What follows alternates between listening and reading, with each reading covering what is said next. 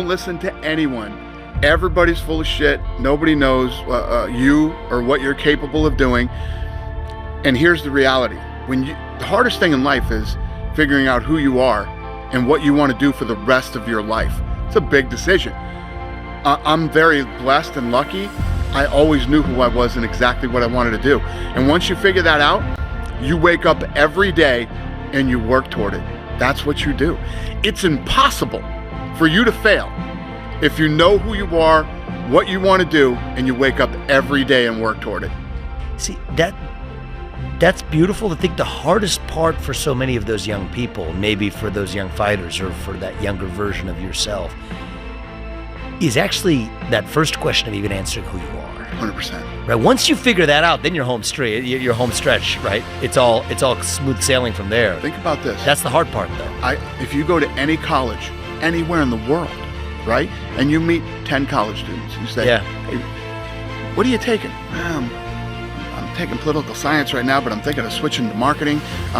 You were told that if you didn't go to college, you would never amount to anything, okay? Mm-hmm. Then you get to college, and you're taking these classes because you were told you had to go here anyway, right, but you don't really know what you want to do and don't know who you are. So at the end of the day, you end up with a degree that you can't use. Doesn't mean anything. Because you don't know what the fuck you want to do, right? And the worst part is, Dana, is in the last 10 years, the people who are coming out are not just coming out with the useless degree. They're coming out with $120,000 of debt on their shoulders that they're not able to pay off. Yep. Because they're not able to. Is a college degree a requirement to work here? No. Yeah, no. Probably for the better. I want gritty, raw talent, regardless. Talented people, exactly, that are willing to work. And I'm telling you, I'm so lucky to have the team that I have. But that's the hardest thing. Is hopefully you're helping people do that here. Is figure out who you are. And the truth is, I don't think problems are simple at all. In fact, I think problems are really, most of the time, pretty complex. They're pretty layered. They have a lot of different origins. And they're oftentimes comorbid. A lot of things exist together. So I don't think problems are simple at all.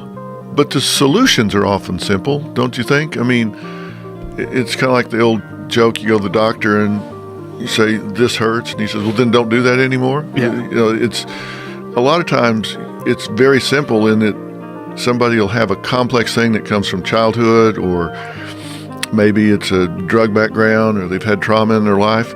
But the solution is change your behavior. I mean, stop rewarding bad behavior.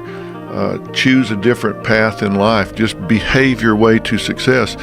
Sometimes the solutions are very simple, even though the problems are very complex, because at some point you have to stop focusing on why and start focusing on what. Instead of why it happened, what am I going to do to change it? So sometimes the solutions are pretty simple.